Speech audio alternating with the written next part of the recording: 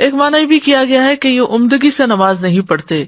ابو ہریرہ رضی اللہ عنہ کہتے ہیں کہ ایک دن آپ صلی اللہ علیہ وسلم نے ہمیں نماز پڑھائی، پھر مڑے اور فرمایا، اے فلاں، تم نے اپنی نماز اچھی طرح کیوں نہیں ادا کی؟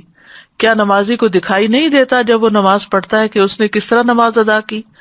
حالانکہ وہ اپنے ہی لیے نماز ادا کرتا ہے، تو پھر چاہیے کہ اچھے سے اچھے طریقے سے ادا کرے۔ اسی طرح ایک معنی یہ بھی ہے کہ جلدی جلدی نماز پڑھنا، بس سر سے اتارنے کی کوشش کرنا۔ حذیفہ رضی اللہ عنہ کہتے ہیں، انہوں نے ایک آدمی کو نماز پڑھتے ہوئے دیکھا، اس نے نماز میں کمی کی، یعنی تیز تیز پڑھ رہا تھا، صحیح طرح رکوع اور سجود ادا نہیں کر رہا تھا۔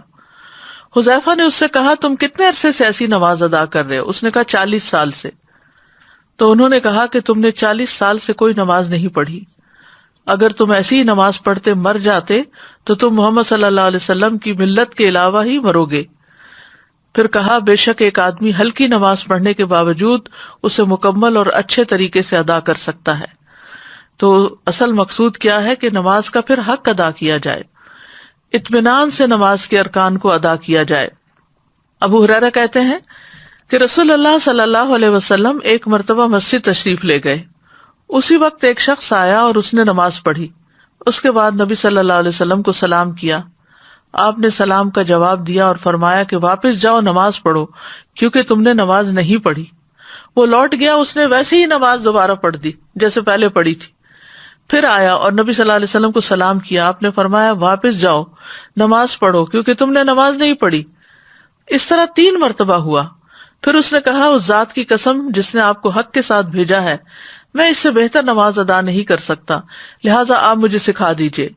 آپ نے فرمایا، جب تم نماز کے لیے کھڑے ہو تو تکبیر کہو، اس کے بعد جتنا قرآن تمہیں یاد ہو اس کو پڑھو، یعنی سورۃ فاتحہ کے بعد، پھر رکوع کرو یہاں تک کہ اطمینان سے رکوع کرو، پھر سر اٹھاؤ یہاں تک کہ سیدھے کھڑے ہو جاؤ، پھر سجدہ کرو یہاں تک کہ اطمینان سے سجدہ کرو، پھر سر اٹھاؤ یہاں تک کہ اطمینان سے بیٹھ جاؤ، اور اپنی پوری نماز میں اسی طرح کرو۔